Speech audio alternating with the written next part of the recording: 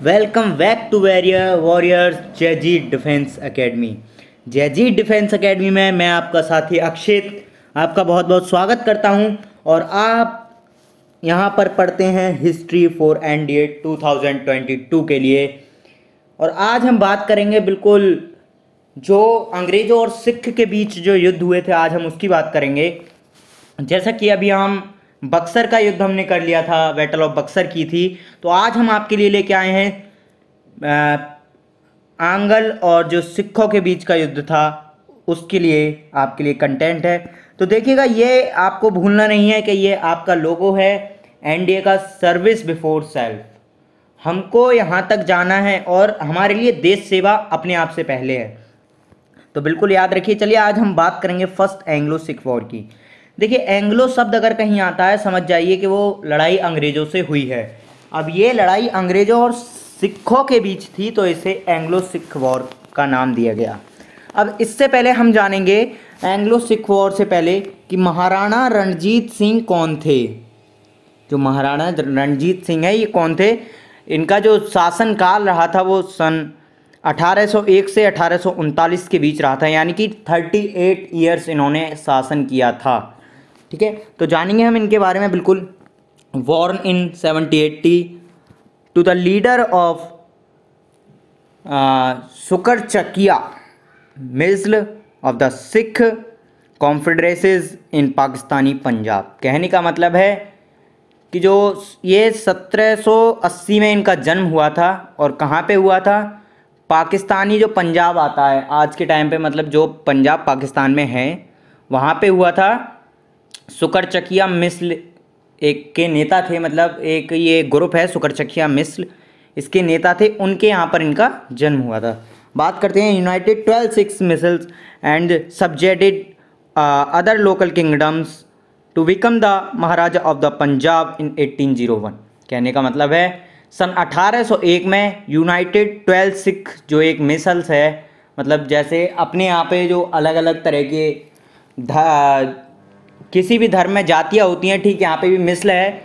तो उन्होंने जो है पंजाब का महाराजा, स्थानीय राज्यों के लिए पंजाब का महाराजा इनके लिए घोषित कर दिया गया था।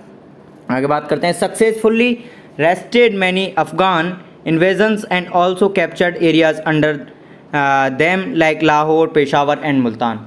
और इन्होंने जो है जो अफ़गानिस्तान के अफ़गान आक्रमणों का जो अफ़गान था उसके आक्रमणों का सफलतापूर्वक विरोध किया। कहने का मतलब है कि इन्होंने जो विरोध किया उसमें इन्होंने जीत हासिल की।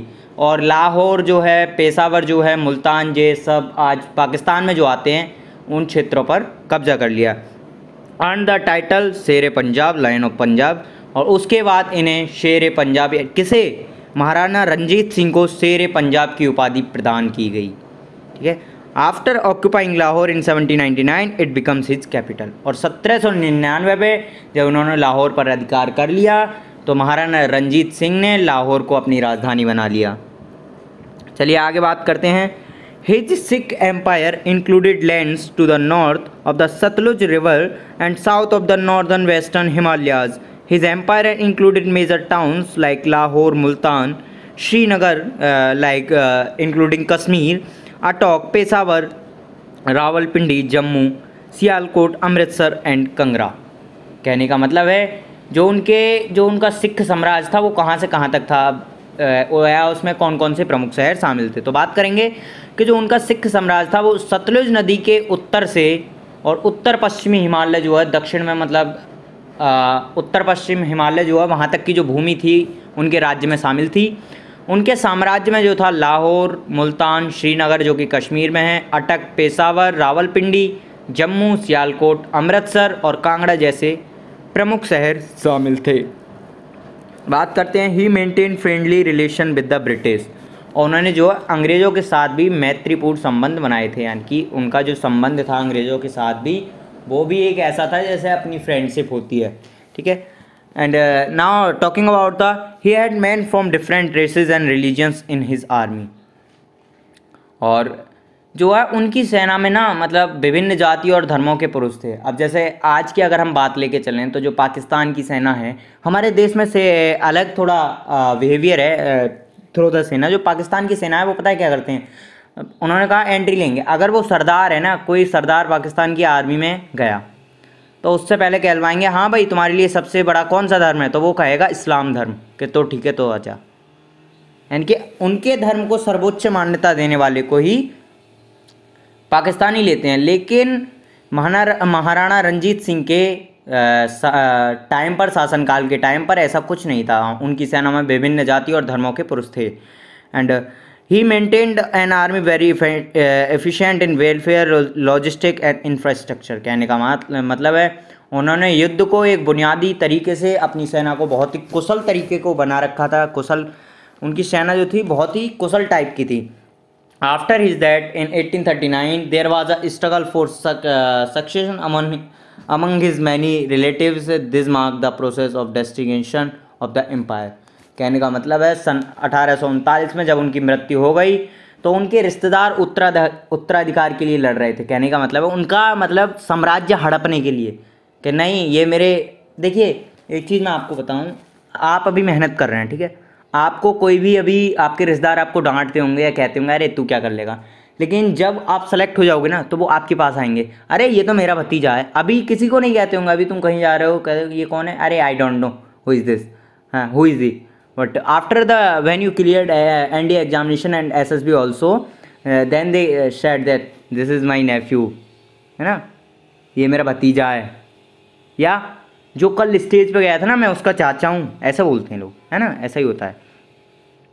तो बट ऐसा नहीं है कि हर कोई ऐसा ही होता है, लेकिन देखिए हर किसी की फैमिली साथ देती है साथ नहीं देती है, बट सबका अपना अलग अलग मैच्योरिटी होती है। मेरी फैमिली ऐसी है, वो हमेशा मेरा साथ देती है, मैं दूसरों की नहीं अपनी बता रहा हूँ, ठीक है, मेरे चाचा ऐसे हैं, मेरे भैया ऐसे हैं, सब मेरा साथ देते हैं। तो आप भी अपना ऐसा ही एक इंफ्रास्ट्रक्चर अपना बनाइए, अपने आप को सेल्फ में तैयार कीजिए कि सब लोग आपका साथ दें। एंड बात करते हैं he was succeed by his eldest legitimate son Kharak Singh. कहने का मतलब है कि उनके जो सबसे बड़े वैध पुत्र थे खड़क सिंह, उनको उत्तराधिकारी बनाया गया।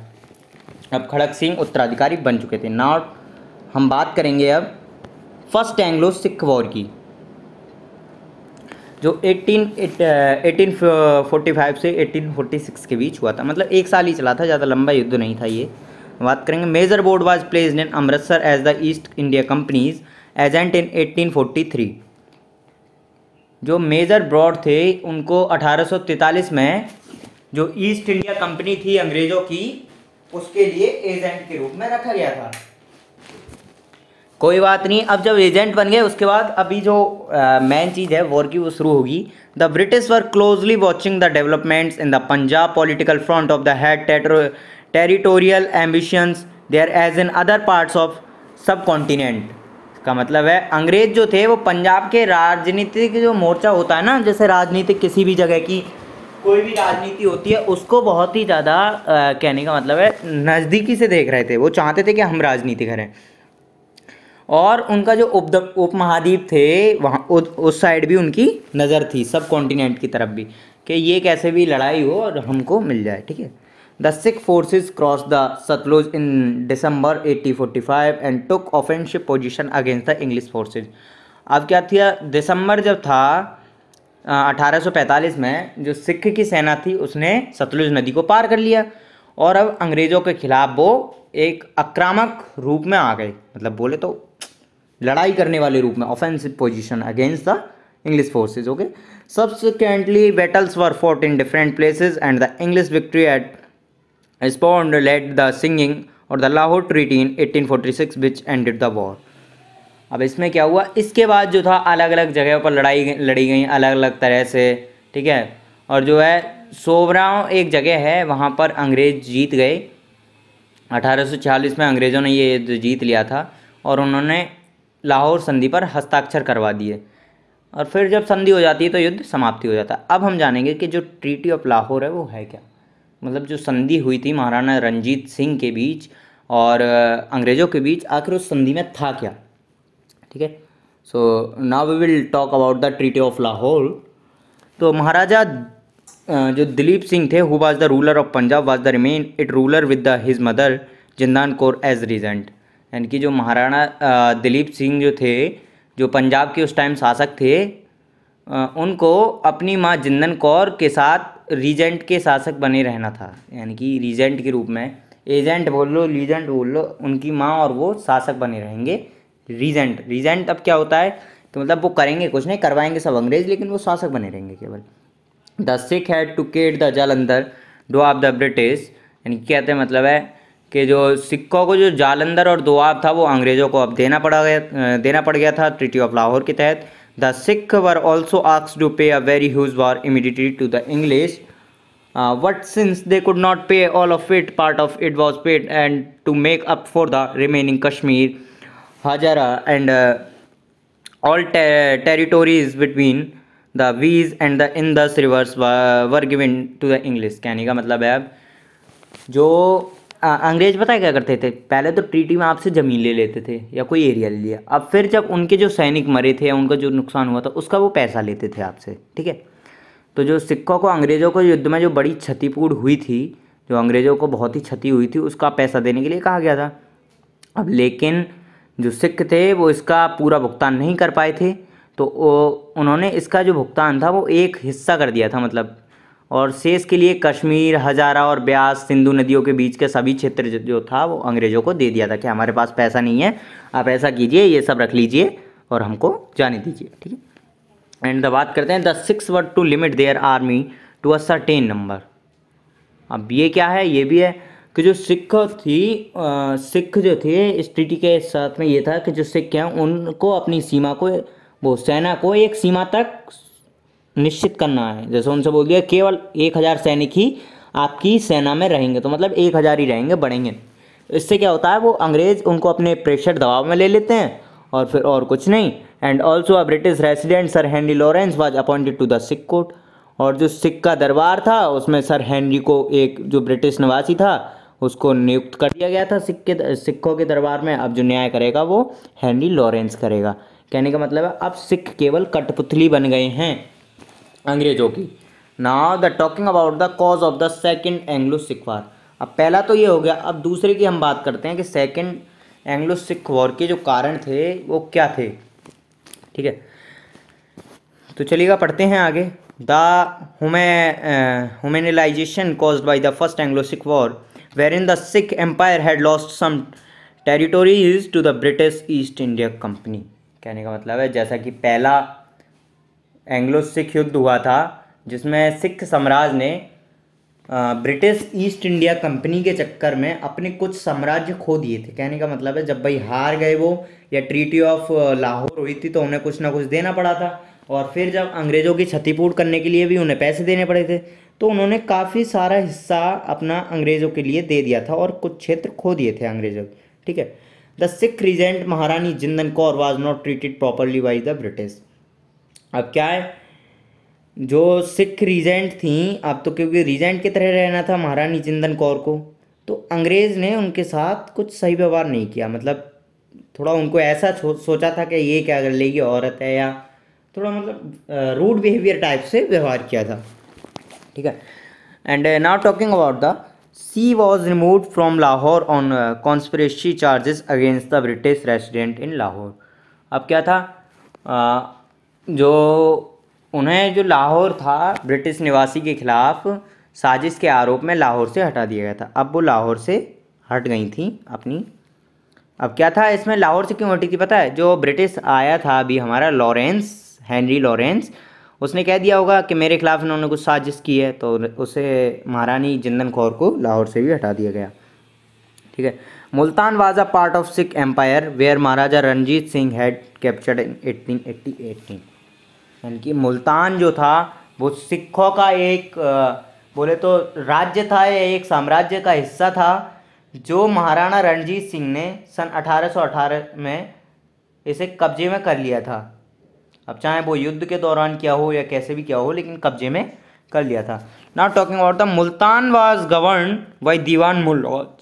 ही represented the Lahore courts, capital of the Sikh Empire, were controlled by the British residents since the first Anglo-Sikh War. Demand for the increased tax assignment and revenue. अब इसमें भी एक थोड़ा सा लॉजिक आता है कि मुल्तान जो दीवान मूलराज का शासन था, एक बार से मतलब शासक था, उसने क्या किया था, रिज़ाइन कर दिया था। लाहौर कोर्ट से, जो सिख साम्राज्य की राजधानी थी, लेकिन पहले एंग्लो सिख युद्ध के बाद वो ब्रिटिश निवासी के द्वारा नियंत्रित कर ली गई थी। से कर निर्धारण और राजस्व में वृद्धि की मांग करी थी। तो कहने का मतलब यह है कि उसने, जो दीवान मुलराज था लाहौर के कोर्ट से, उसने कर बढ़ाने की और राजस्व बढ़ाने की मांग की थी। And the British resident at that time was sir Frederick Currie. He undermined Mulraj and imposed another governor Sardar Khan Singh along with a British agent Patrick Vans Agnew. अब क्या था, उस समय जो ब्रिटिश रेजिडेंट सर थे वो थे फेडरिक करी, ठीक है। उन्होंने क्या किया था, ये मूलराज को जो था वो कमज़ोर कर दिया, और ब्रिटिश एजेंट था एक पैट्रिक वेन एग्न्यू, उसके साथ जो था गवर्नर सरदार कहन सिंह को लगा दिया, ठीक है, कि आप इसके साथ काम करो। In 1848 Vans Agnew and another officer who arrived in Multan to take charge were murdered by Mulraj troops. अब 1848 में एक वेन एग्न्यू और एक अन्य अधिकारी मुल्तान में कार्यभार संभालने के लिए पहुंचे थे, क्योंकि उस टाइम तक मुलराज की सेना ने हत्या कर दी थी। जो मुलराज था उसको सेना ने मार दिया था। अब तो वहाँ पे कौन, जो राज्य एक तरह से कार्यभार संभालना, क्या राज्य कोई मान लो राज्य संभालने कौन पहुंचा था, वेग एग्न्यू और एक अन्य अधिकारी, ठीक है, उसका नाम यहाँ पर मेंशन नहीं है, ठीक है। This news led to unrest in Punjab and many Sikh soldier joined the rebel forces against the British. और फिर इसके ये जब खबर पहुंची कि मूलराज की हत्या हो गई है और एक अन्य अधिकारी और वेग एग्न्यू यहाँ पर कार्यभार संभालने के लिए आए हैं, तो इस खबर से पंजाब में अशांति सी फैल गई, और जो कई सिख सैनिक थे वह अंग्रेज़ों के खिलाफ उतर आए लड़ाई करने के लिए एक तरीके से, ठीक है। तो ये एक मोस्ट इम्पोर्टेंट है कि भाई, मतलब इसके कॉज तो मोस्ट इम्पोर्टेंट ही है कि आखिर हुआ क्या था, ठीक है।